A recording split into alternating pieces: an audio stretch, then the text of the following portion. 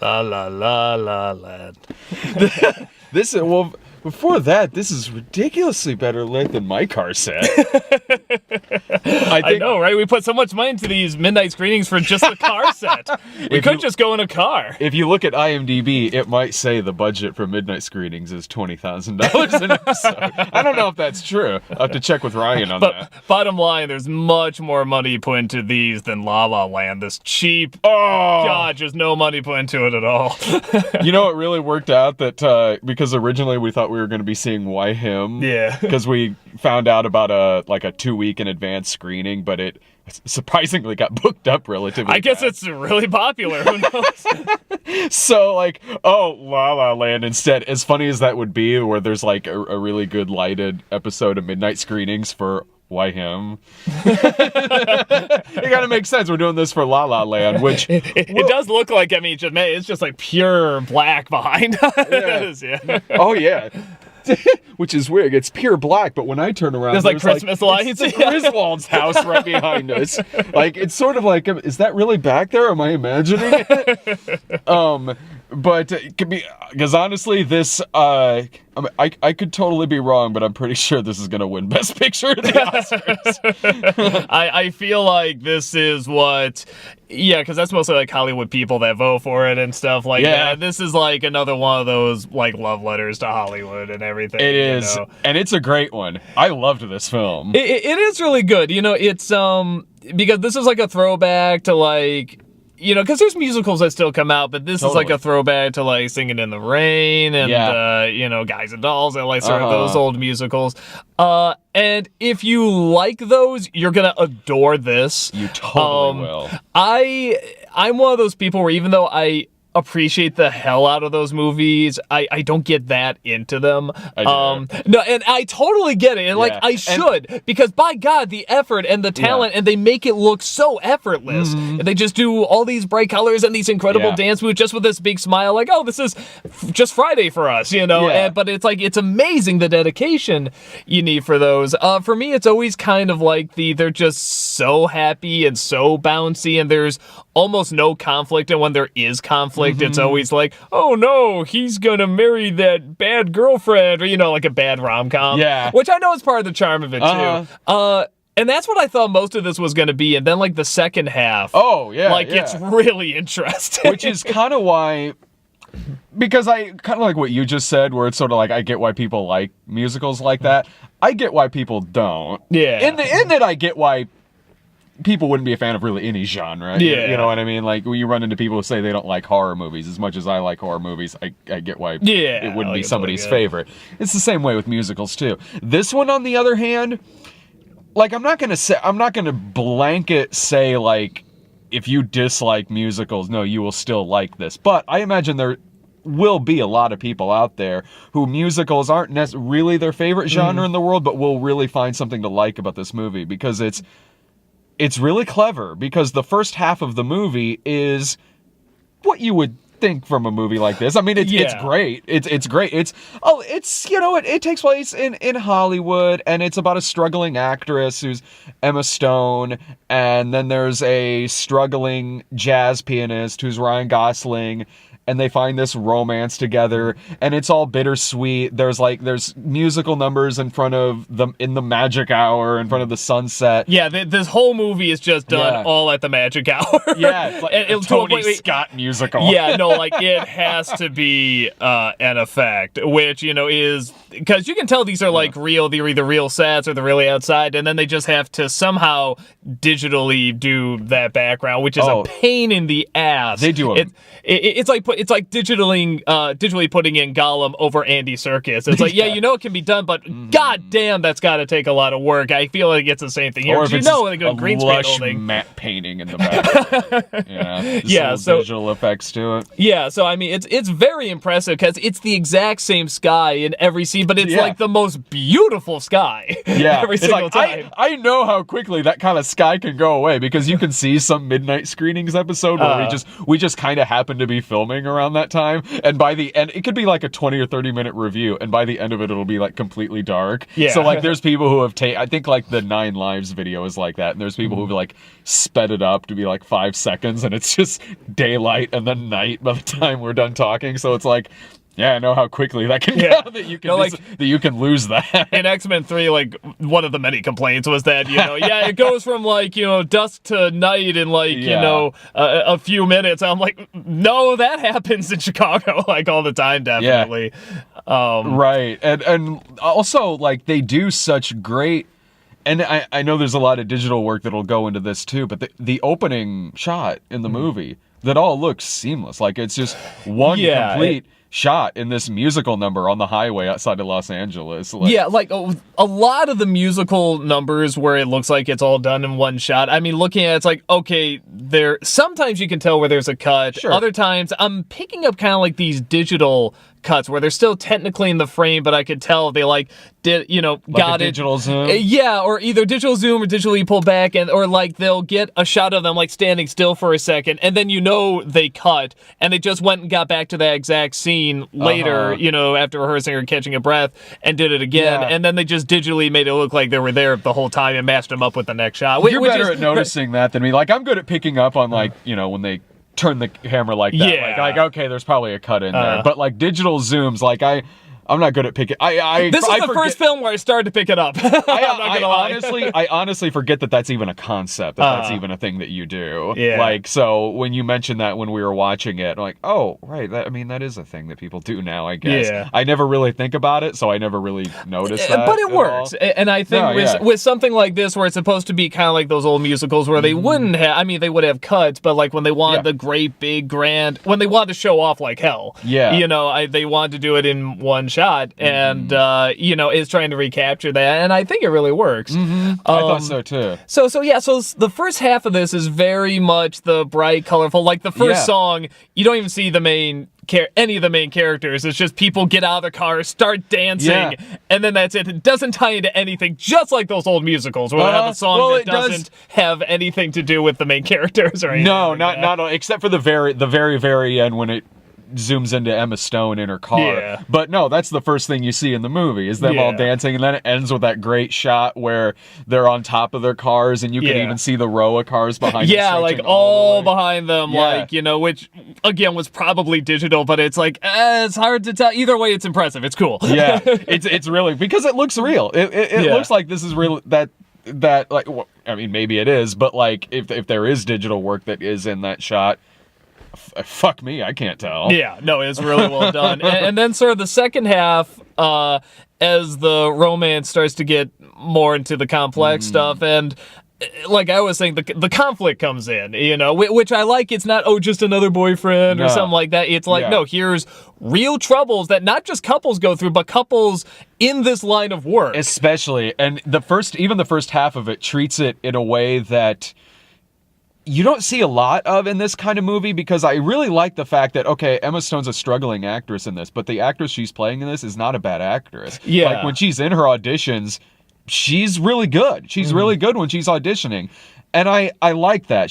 The character she's playing isn't flat in her auditions or monotone or bad. It really does show that, like, like how many really great auditions probably happen day in and day out. Yeah. Really probably award-winning performances that just don't make it past the audition room and are interrupted by some douchebag giving a note through the window to the producers and everything, or somebody interrupting, or a phone call and shit like that.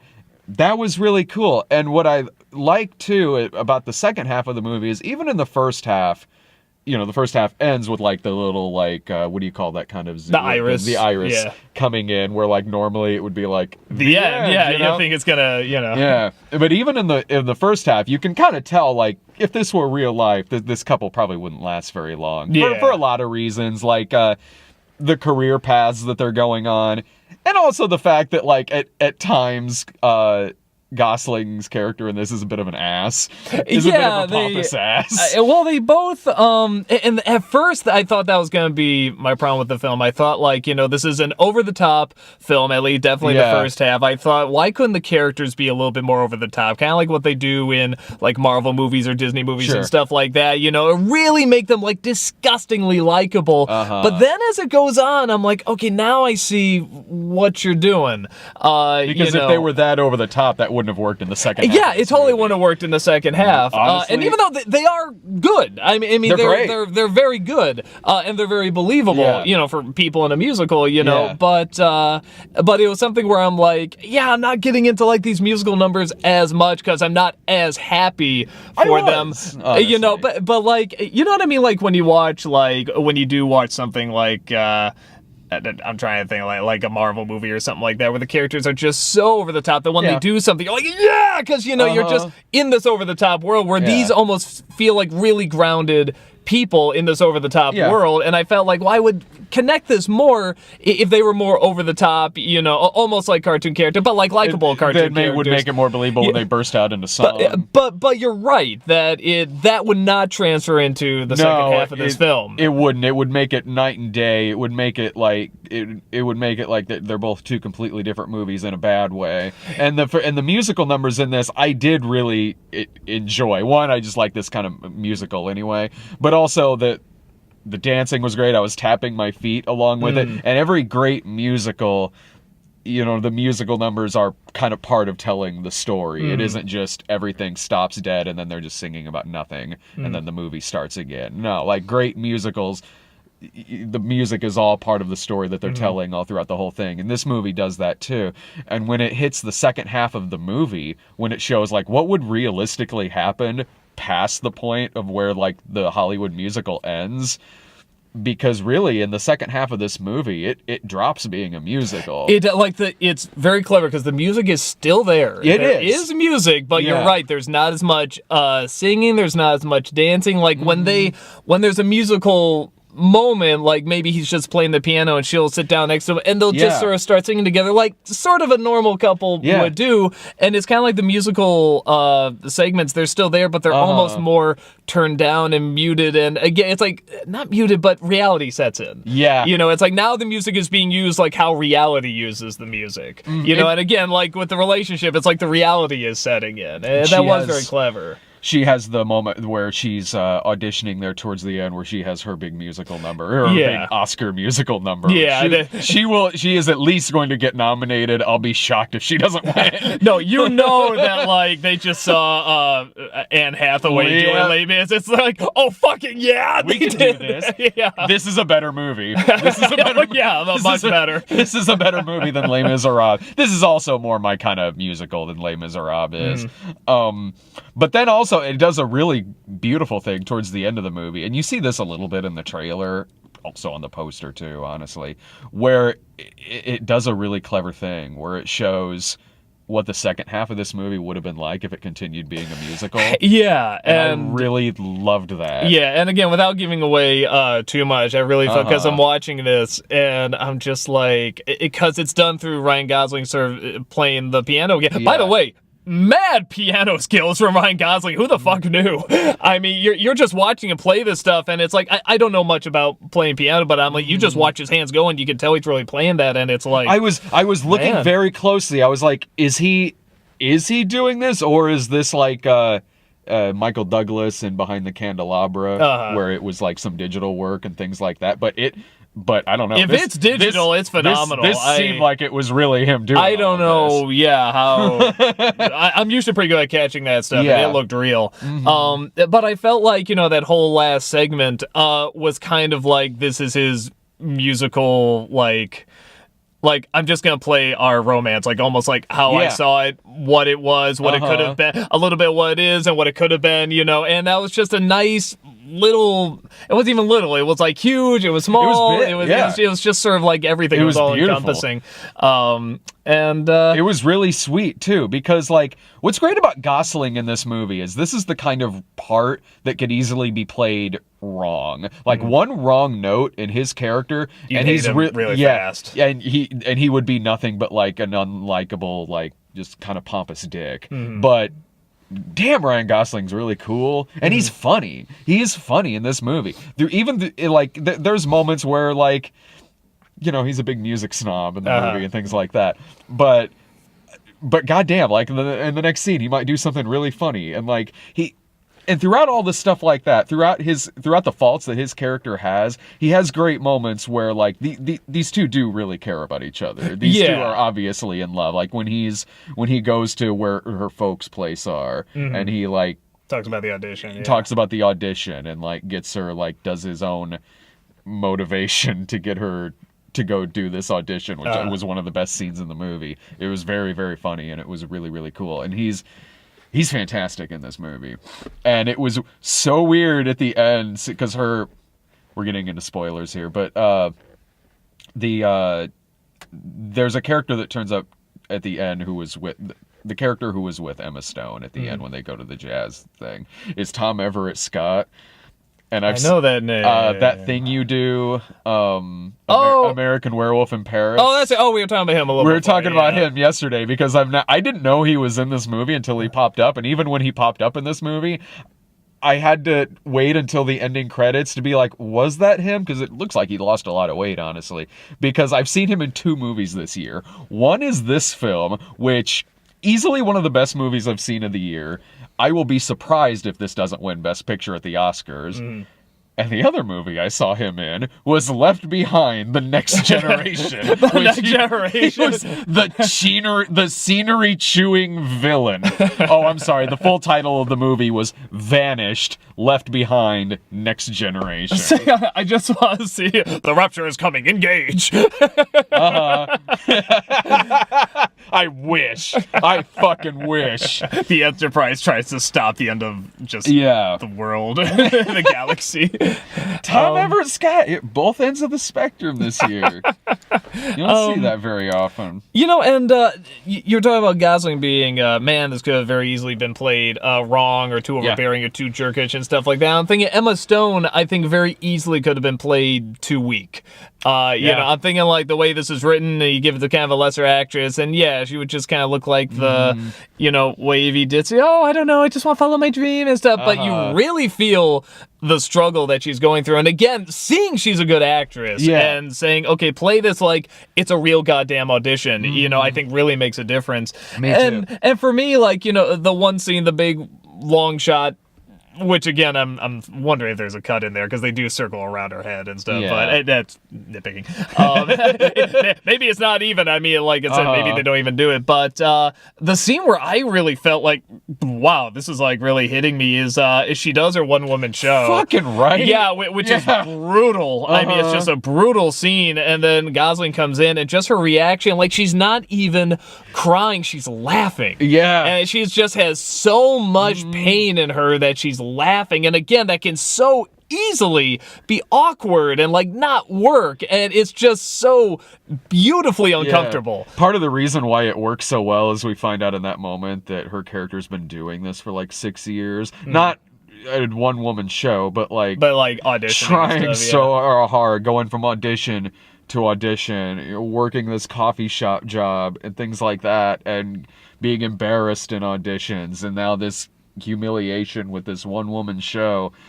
God damn, you're right. Like, it's a powerful fucking moment in this movie. Well, and what I like, you know, you said that they clearly care for each other. Yeah, they do. In this. And, you know, and at the end, you know, it's one of those things like, but is it love? Is it that kind of love? Is it the right kind of love? Is it the love that makes sense and stuff? And, you know, the scene where I really feel that's really prominent is when they're sitting down, they're having dinner. Like, he comes back from tour for just one night to be with her, and they're having dinner, and they get in kind of this argument, and they're arguing over is this what he wants? And she starts it. She starts it by saying, I didn't know this was what you want. Is this what you want? You know, you're giving up, you know, on your dream, and this is going to be years and years of this. Is this really what you want? And so many movies like this with romances, understandably so, you know, they're saying, you know, this isn't what I want. They make it about themselves, and that just so clearly shows they do care about each other, and they're not really that selfish. And I like characters where they don't just do that in a romance. Oh, they got their head stuck up their ass, or they got too egotistical,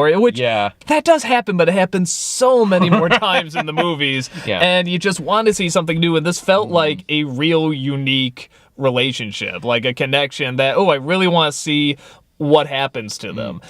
Another thing that made me think how much these two people are genuinely in love with each other is we do kind of see two alternate realities we've already said there'll be spoilers. There's always spoilers in the show, but like we basically see two different realities at the end of this movie, and both of them end with Emma Stone's character gazing at Ryan Gosling. That she's totally in love with this dude. I can't recommend this movie highly enough. Like it's easily one of the best movies of the year. And we were talking before we watched the movie that I love musicals anyway, and I love musicals so much I even love the bad ones, like in completely different ways. Like not all bad ones. There's some where even I'm like, fuck off. Some of the Disney sequels, for instance. But no, like I can sit down and I can watch a movie like this or Singing in the Rain, and I can also sit down and watch Sgt. Pepper's Lonely Hearts Club Band or Grease 2 or something like that. Paint Your Wagon. Oh, that one's rough. That one's very rough. That's one where even I'm kind of like, I kind of just want to watch the Simpsons version instead. That's slightly better, actually. At least it's only a few minutes long. I will say, again, because I'm someone that I like musicals, but I like them more kind of like, I know there is a difference in the kind of musicals. I do kind of like more like what Disney does, even though I know that can get formulaic too, and they sort of have the standard songs and stuff. But there is something where it does, if done right, it will move the story along and really show what a character is going through. I always love the something I look forward to in every Disney film, either the villain song or what we always call the I'm done with this shit song. Or the fuck this shit song, and those are always like the most popular one, like the Let It Go or the Hellfire, and stuff like that. Like we love those songs. What about like, do you remember when they used to have like the opening credits would usually just be a montage of the songs that they're about to play in the movie? I think Oklahoma does that. Cannibal like the Musical does that. Oh yeah, the overture. Yeah, like overture. The Great Race does it as an overture at the beginning where they're playing a couple of the songs from the movie.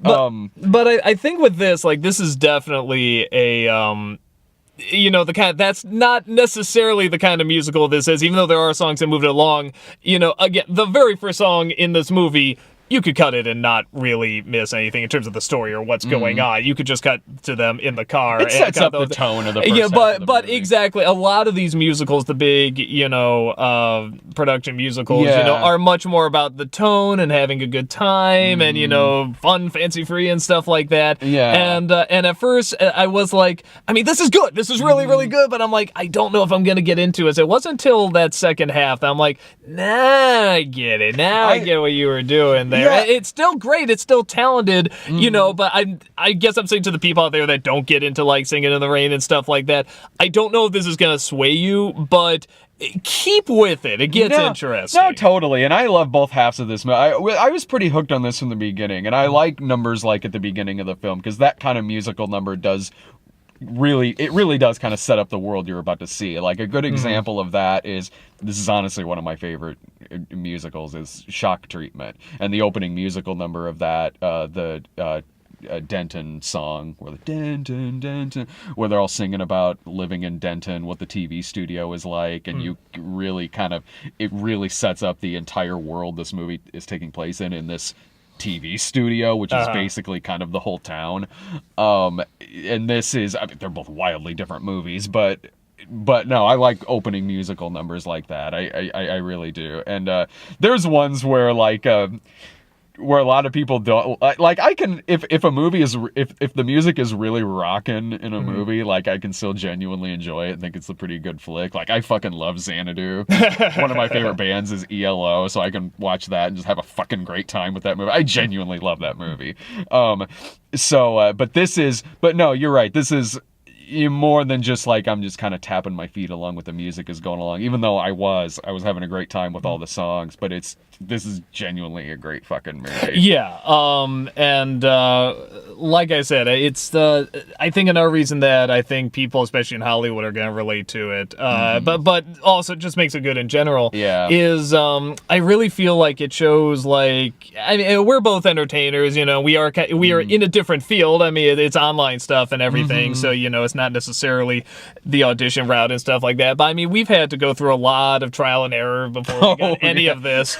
You know, before I even knew online could be a thing, you know, I had to go through, you know, different shows and different jobs and illustration, you know, all sorts of stuff.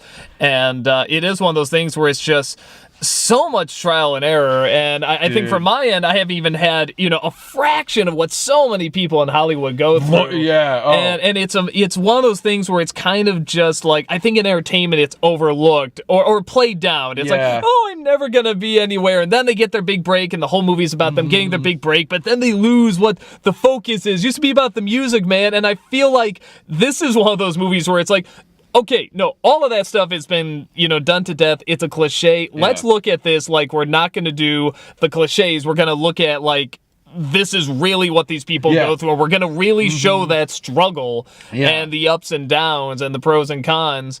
And, you know, even at the end, it's kind of like one makes it and the other does technically make it, but just not as big. He's seen as he's not that he really wanted to be big by any means, but he wanted to have that bar. He wanted to have that jazz club, and he got it. Like that was his dream. That was his dream to have his own club and to do his own music, and he got that. Both of them really kind of, other than having each other at the end of it, both of them are pretty successful. Well, and that's such a big thing that I think a lot of these you know, sort of movies and romances miss is that, you know, because they always like to throw it on one bad character, the one that they're gonna marry that they don't love, or the jerk boyfriend or girlfriend or whatever. And this is like, no, sometimes it's just the situation gets in the way, and it's either like your dream or your love, or you know, which love do you want? The love of your job or the love of your special person? And that happens a lot in Hollywood. Yeah, no, a ton. I mean, that's why when people are like, oh, Hollywood couples, tee-hee, ha-ha, they always break up and stuff, it's like, there's a reason. There's a reason they get together, and there's a reason they break up. I mean, it is like that world is a really tough, stressful world, and it's a very different world than like what most people live, you know? So I like that this really does kind of address that without going the typical, you know, used to be about the music, man. Even though they kind of do that too, but they do it in a way where it's like you feel like you haven't heard this before. No, because you're seeing it through genuine eyes. Yeah, you're seeing it through you're seeing it through characters that don't feel like cliches. Even though we've seen this kind of story before, like something like New York, New York that Martin Scorsese did. But yeah, it just, I don't know, it just feels genuine. It feels 100% genuine. It feels like a loving tribute. It feels like, man, I just want to see more movies like this. Yeah. I really do. I want to see, and also that they do a great thing at the beginning of it where it shows the CinemaScope logo. And in a square, like, and then it stretches out. It's like, this is what I want to see in like CinemaScope, not like Hateful Eight, we're just hanging out in a cabin for 3 hours. Like, I mean, you know, that movie has its fans. I like this movie better.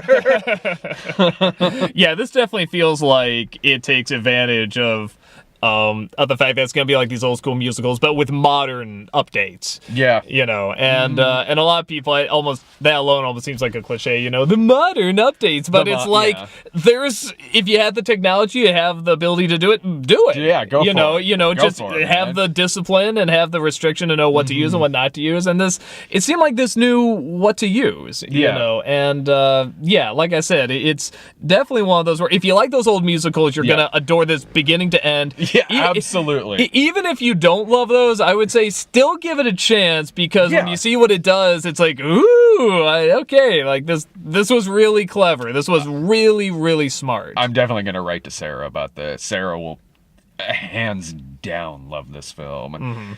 But she gets to go see Collateral Beauty with me instead, which I'm sure is equally as magnificent from what I've been hearing so far. Oh, and I'm sure it's a musical too.